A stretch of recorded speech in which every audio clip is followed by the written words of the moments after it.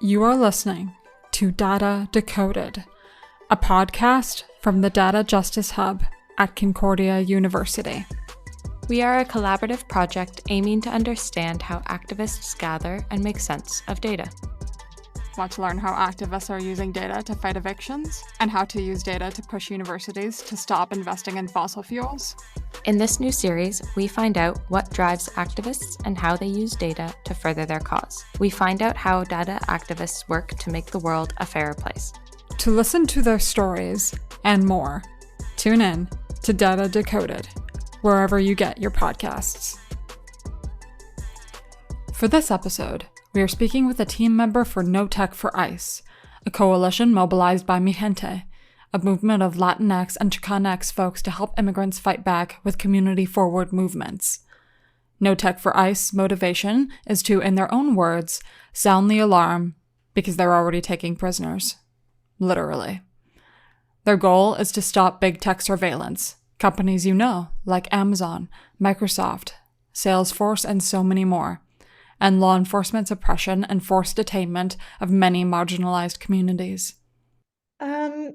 Before Mi Gente was Mi Gente, there was several of us that were organizers, been involved in community work, but had also been doing a lot of anti-deportation work, organizing in immigrant communities against ICE policing, against deportations, detention centers.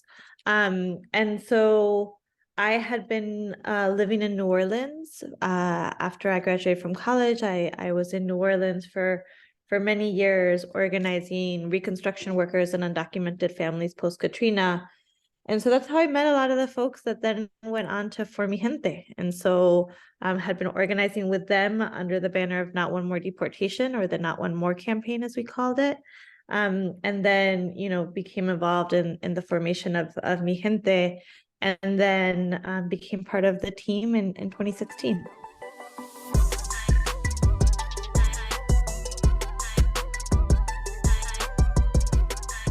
So Mi Gente, we describe it as an organizing hub or a political home that's both in real life, but also digital, for Latinx communities to organize around gender, climate, racial, and economic justice. And we formed Mi Gente because we realized that it wasn't enough to just be pro-Latine, but that we also needed a political home where folks were very clear that we had to be pro-Black, pro-women, pro-trans, pro-LGBTQ, pro-worker, pro-undocumented, pro-Pachamama, because that was all of our identities, right? Where we understood that our communities kind of have are represented in all of those spaces, and that we needed a place where we just weren't looking at one narrow issue, but could kind of organize in different ways to get the goods.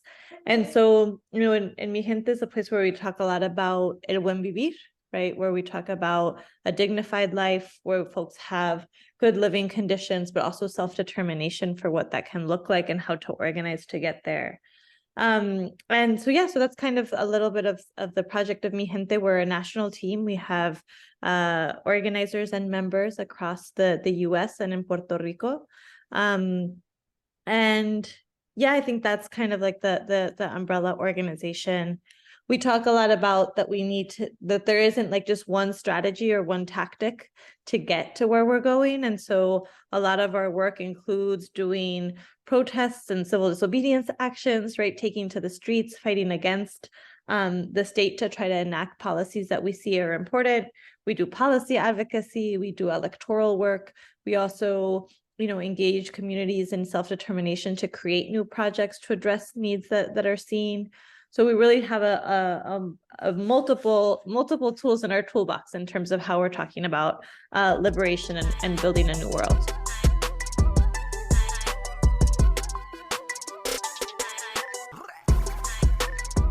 Timelines are hard. It wasn't just one linear timeline in the sense that, a lot of us that, again, are now part of Mi Gente, were part of the Not One More campaign for many years. I think it was 2015 that we started to talk about Mi Gente as Mi Gente. And it was in, December of 2015, I believe, where we had our first convening called Lanzate, in Chicago. So I guess that would basically be when we started.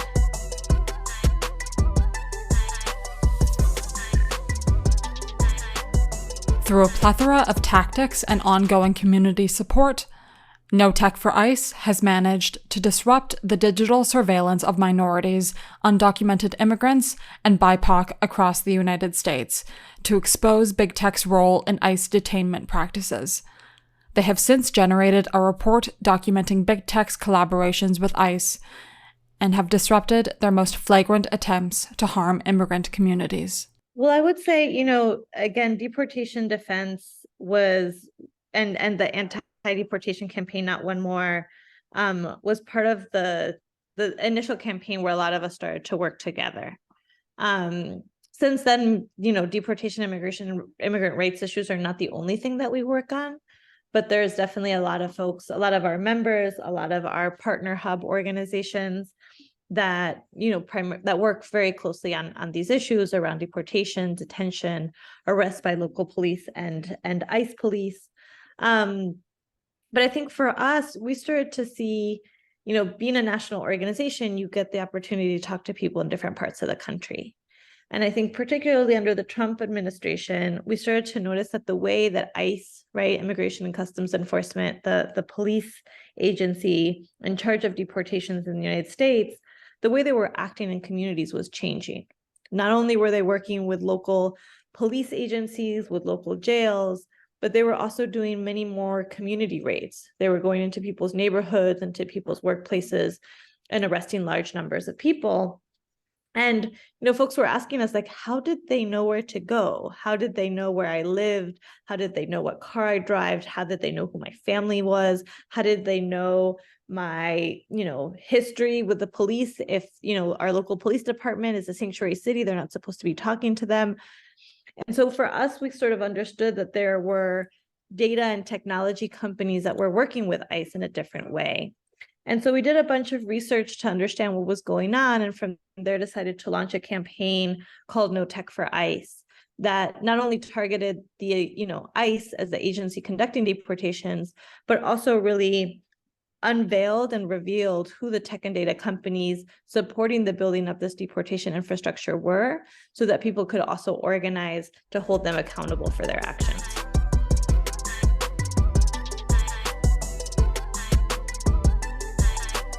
I mean, they are definitely very, very tricky, right? I think part of the main way, ICE being part of the Department of Homeland Security tries to use the rhetoric around defending the homeland to justify building up a huge surveillance machinery in a very secretive way, and without being held accountable in any sort of public fashion. And so most of the tech and data companies that work with ICE try to do it under the radar, very secretly. ICE is not trying to talk about how it conducts its operations. And so for us, we first had to really delve into doing research that was not just corporate research, but that was actually really informed by what our community members were telling us about what they were seeing. So I think this is really important, because for us, what was special and kind of part of our secret sauce in terms of how we approached this was, yes, we did a lot of FOIAs. Yes, we looked into contracts. Yes, we did corporate mapping, but we also talked to community members about, what happened during this raid? What did it look like? What happened during this deportation case? To, in that way, be able to kind of paint a fuller picture of who the companies were, what were the contracts, and why they were relevant and why they were important. And so, with some of that research, we put out an initial report called Who's Behind ICE, the tech and data companies fueling deportations. And that kind of sparked a larger campaign that targeted not only data brokers, but data analytics companies like Amazon that provide cloud storage, companies that provide remote tracking of migrants, particularly through the use of ankle shackles and mobile apps. And so there's been sort of a variety of different corporations that we've uncovered and have targeted through different organizing tactics.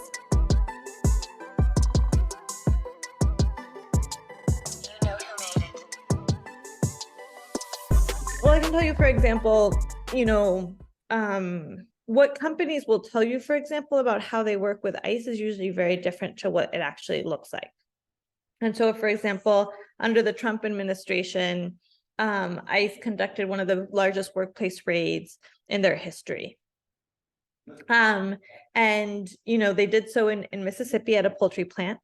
And, previously a company called Palantir that sort of has built custom-made software for ICE to conduct operations had said that they weren't involved in deportations. They were just involved in different types of investigations.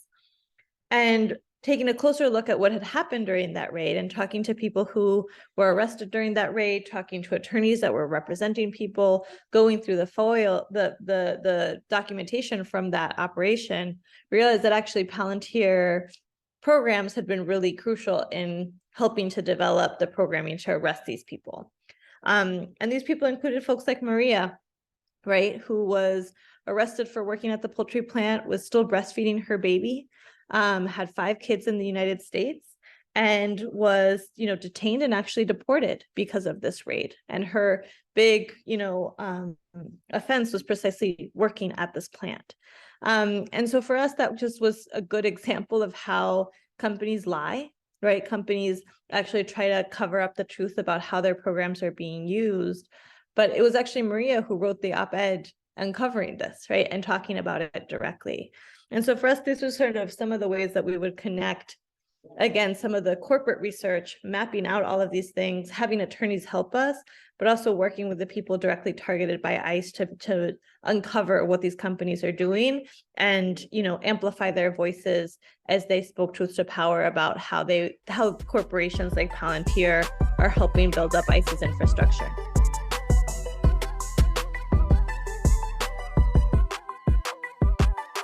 ICE is a very well-resourced, large institution, and they have contracts with thousands and thousands of companies and corporations that are, building up really awful things for them. It can get really easy to kind of fall into the rabbit hole and kind of just uncover more databases and more products and more programs. And I think what's been really important for us in our campaign has been making sure that we are identifying the companies that are relevant to the harm that ICE is doing, and also still allow people to have ways of engaging and participating in the campaign to make a difference. Because it takes that sweet spot, right? Like, we don't want to just be uncovering things. Like, we could publish thousands and thousands and thousands of pages of reports, and it won't change anything, because it's not just about being able to understand how it works, but it's actually about creating a roadmap for people to understand how to have an impact. And that's why, for example, it's been really important to call attention to data brokers that are working with ICE, right? Because we know that data brokers are companies that are crucial to the way that ICE is creating its raids, right? And we know that because we've been talking to people who are picked up in those raids. And at the same time, there are companies that are also, part of bigger ecosystems around information, but are also very much connected to law students, to lawyers.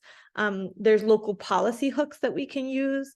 And so for us, it's been important to, again, be able to come in with the eye of someone who has connection to community, can do research, and also can think through campaigns. And I think for me, that's been the secret. Not the secret, but those have been the elements that for us have made this work worthwhile, because it's, again, we don't only just want to understand the machinery. We want to understand the machinery based on how it's affecting people and how people can continue to organize to be able to push back against it.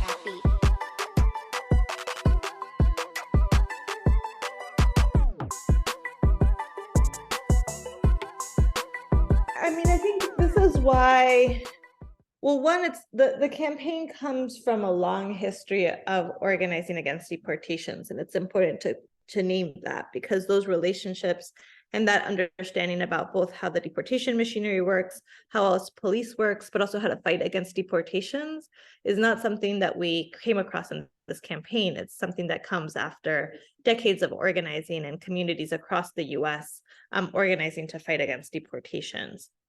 And so it's important to just name that and say that, yeah, it's community-based knowledge and relationships to organizing comes after a long history. It doesn't start with one campaign. It actually goes through different efforts and different iterations of how you do the work. So, I mean, I think our team has always been composed of one, like, again, having these deep connections to community and grassroots organizations that are talking to folks that are undocumented and facing deportation every day. We had a comms team and folks that were really like focused in on thinking through the public side of how these corporations were responding. We had a research team that was doing some of the back research. And then, a couple of us as organizers thinking through the strategy around how to like knit all of these pieces together. But this is stuff that doesn't come up overnight, right? It is actually coming from, years and years of struggle together and having those relationships with each other.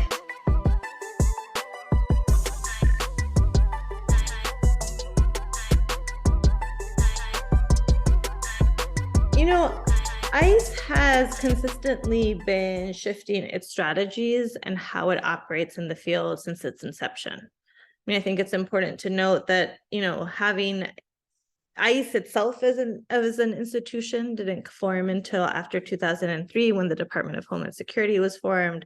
And that's really where you had an agency just focused on policing immigration came up, right? And where that really sort of cemented the role of ICE police, the role of detention centers, but also this idea that surveillance was needed and should be expanded in this way. A lot of the tech and data companies that are now working with ICE are, companies that first started developing tools for the Army and for wars abroad.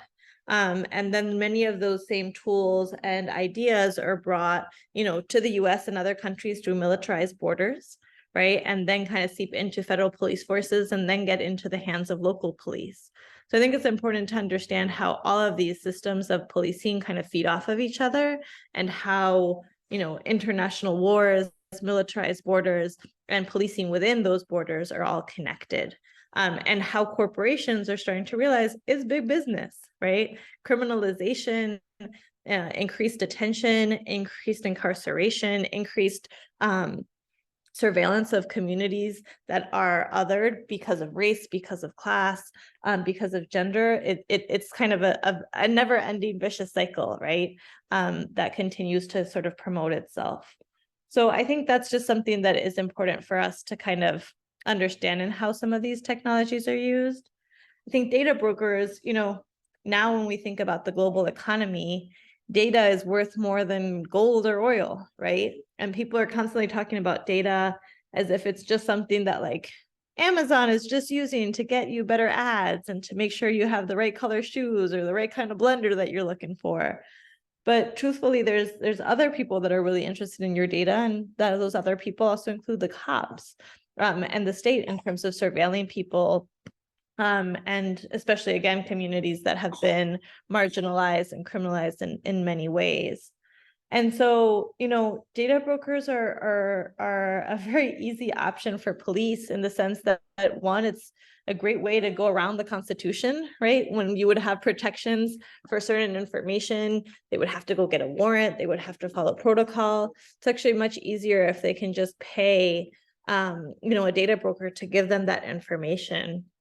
And it really just kind of amplifies and magnetizes both the power individual ICE agents have, but also the scope of who they can target and how that can happen. And then also the chilling effect that kind of surveillance has. Advocates, organizers, activists, people are very clear now that if ICE wants to find them or wants to be tracking their activity, they can, and it keeps getting easier and easier because of companies like data brokers. And it's important to also note that in the United States, the data brokers that are working with ICE, they're really a duopoly. Thomson Reuters and LexisNexis are the two companies that are doing that work. They're making millions and millions of dollars off of it. They have very little accountability for it. And, that continues to grow. And so, I think, especially for your audience in Canada, knowing that Thomson Reuters as a Canadian company, right, it's important to note that the impact is not just in their home countries, but across the globe.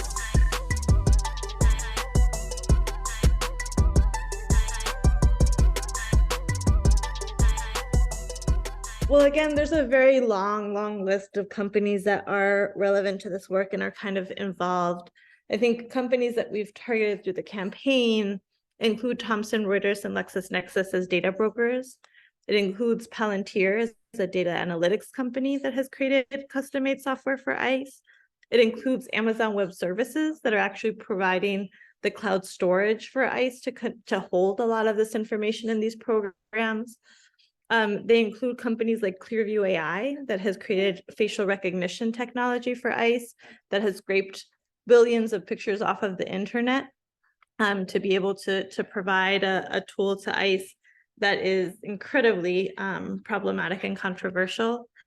And also companies like BI Inc.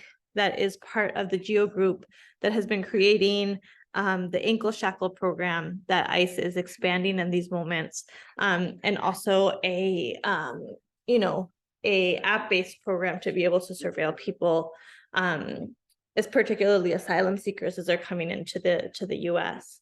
And so these are just some of the companies. I think for us, it's been important to kind of note that the same companies that were profiting off of detention are now profiting off of the quote unquote alternatives to detention that we know are not alternatives, were actually just an expansion of the same system. Because again, all of these fights are connected, and we have to understand that in a lot of ways, this is just ICE trying to soften its image and trying to repackage what we know are measures that are just criminalizing communities, as opposed to giving them the resources and support that they need.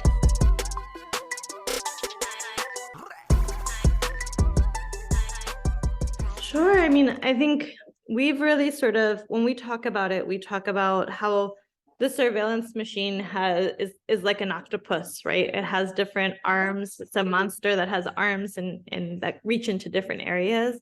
And so we have to be the same way. We have to have different prongs to our strategy. And so that means that there's different communities that can organize against the corporations and hold the corporations accountable. But we also have to be thinking about policy, both at a local level and at a national level. And so for us, that always means, working with communities. We believe in people power. We believe in organizing. And so, that's looked like a variety of different strategies, right? On the corporate side, we have organized students. So both undergraduate students on college campuses that have been organizing and fighting against the recruitment of these companies, right, that are going to recruit students to work for them. Students have been able to organize there. We have law students who have been doing tremendous and really powerful organizing against Thomson Reuters and LexisNexis, because these companies really see law schools as a place where they're trying to promote their tools and gather new clients. And so that's been a great place where folks can, organize and push back. We've seen academics organize and push back against this. So for example, there was a time when Palantir was sponsoring legal conferences. And so we were able to organize folks to push them out and not have them as sponsors anymore. Investors have been organizing with us. So you have folks that talk about ethical investing pushing back. We have folks like BCGU, a union in Canada, doing shareholder resolutions within the structures of the companies. And so for us, there's been like everything from organizing protests in the street against them, organizing students, organizing workers inside of these companies as well. For us, we don't believe that there's like one way of doing it, right? It's not like just the students are going to fix it, or just the workers are going to fix it, or just if you just organize the money, that will solve it. But we actually think that everybody combined can actually be able to continue to raise attention. And obviously underneath all of this is research and media. But separately, we've also been working directly with the communities impacted by this to be able to push for local policies, right? And for federal intervention and for federal policies. So for example, we've been working here in Cook County, right here in Chicago. We had a hearing this summer where the county talked about how data brokers were being used to go around sanctuary city protections, right? A lot of cities in the US have created sanctuary cities where they're not sharing information with ICE, but ICE is still getting the information through data brokers. And so we have started to explore what cities and counties can do to strengthen their existing local policies to be able to offer additional protection and try to cut off that information. We've also worked with federal lawmakers, right, like Senator Wyden's office, to then also do advocacy directly, both trying to get transparency from ICE, but then also pushing back against the companies that to begin with are selling their information to data brokers.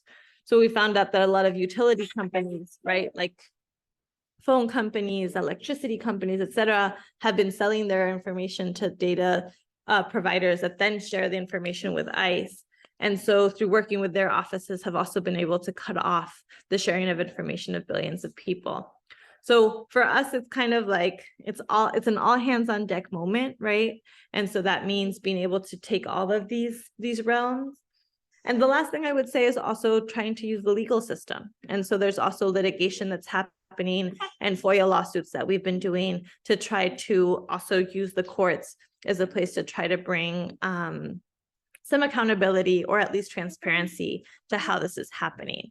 So, you know, we really if we see there's a way of building power or a way of contending for what's happening, again, whether it's on the streets, on your campus, inside of the workplace, inside of the boardroom, inside of the halls of Congress, inside of your local council, we're trying to figure out all of those strategies and tactics.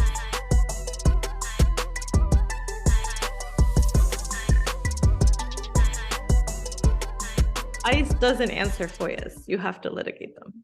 I mean, all of this is the campaign. Like all of the things that I described are part of the No Tech for ICE campaign. We don't see them as separate campaigns. We see that as one effort. I think, you know, there are victories that are happening in terms of being able to expose things. We're starting to be able to figure out places where we can pass policy. But it's a very hard, you know, I think we're at a place where even just exposing what's happening is part of the we're trying to even win on that front of the battle, right? In terms of how to push back.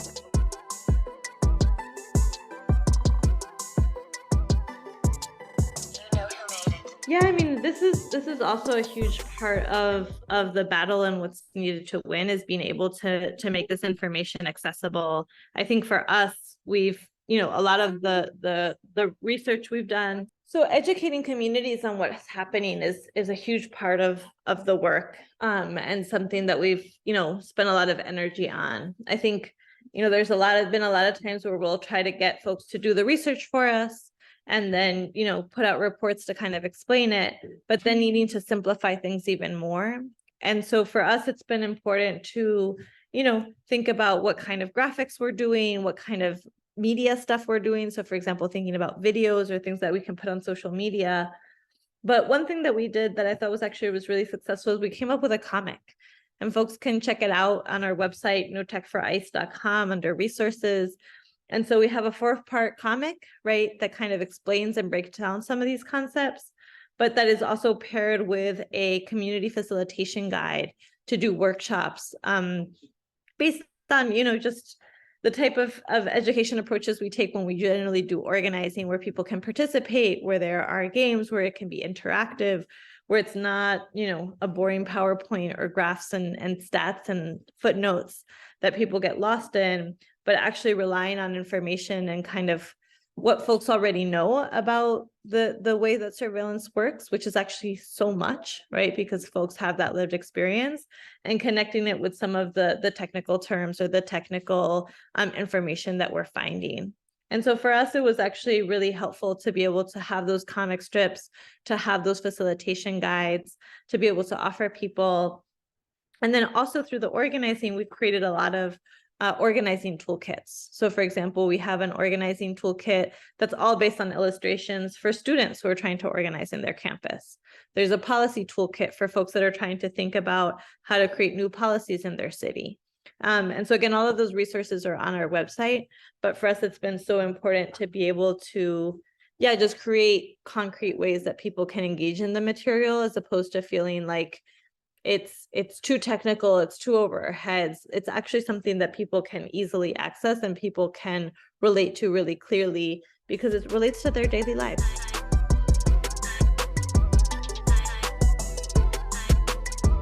Well, I think where it's changing is just that it keeps getting bigger and bigger, and that the tentacles keep reaching into more and more spaces. And a lot of these technologies are getting more and more normalized. And so, whereas before it was kind of exposing something that's new, now folks sometimes know about it, but are trying to figure out how to hit back against it. And I think one of the challenges that we face is like there's so many attacks that folks are facing, right? And so when people are kind of impacted by just the reality of how it's so hard to even make ends meet right now with the cost, with inflation numbers, with cost of living, like how the dire reality that people are in day to day, that sometimes it can be challenging to be talking about some of these bigger and bigger issues, especially when folks kind of are again dealing with more pressing, urgent things that are affecting their day-to-day lives. And so I think part of our challenge is continuing to like lift this up and talk about it in ways that are relevant and give people ways that they can participate and figure out how to build that power to push back.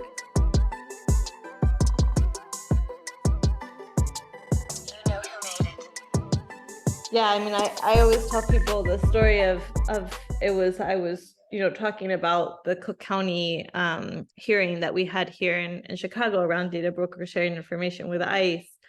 And,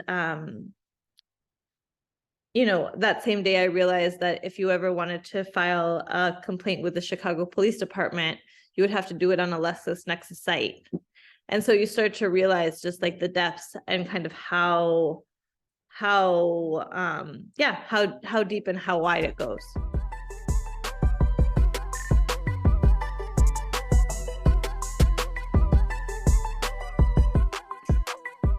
I think right now we're continuing to figure out and go deeper on what cities can do.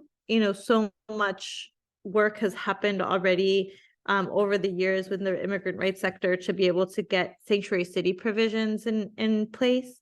And so I think right now we're finding out how to be able to strengthen them to include protections against the sharing of information with data brokers that then sell it to ICE. And that continues to be a place of a lot of organizing. We also have a lot of students that are actively organizing on their campus right now, and particularly thinking about how they're protesting against, again, these data broker companies that are doing that work. And I think that right now we're also in a moment where the expansion of the ankle shackle program and this mass surveillance by ICE of folks to expand not only the brick and mortar prisons, but also go into these digital prisons has been a place of tremendous need for organizing, given how many people are being impacted by it. And so those are some of the areas where we're continuing to organize and the fights that we have before us. On the track beat.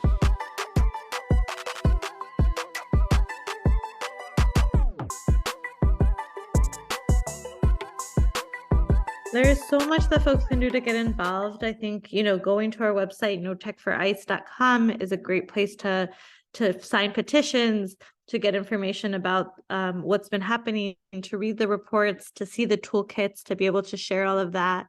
If folks want to get in touch, they can also get in touch through the website. And so that's a great place to kind of reach out and figure out how to connect. I do want to say, like, a lot of this work the joy of it has been able to make international connections, right? So as we talked about No Tech for ICE, we had folks in the UK then decide to launch No Tech for Tyrants. There's folks that have launched No Tech for Apartheid in terms of connecting this to some of the work that's happening in Palestine and in support of their struggles. So I think that there's a lot of places where there can be connections. So even if folks are listening to this, not in the United States, not thinking about ICE, but wanting to connect it to their struggles against surveillance and against policing in this way, there's a lot of points of connection that can happen.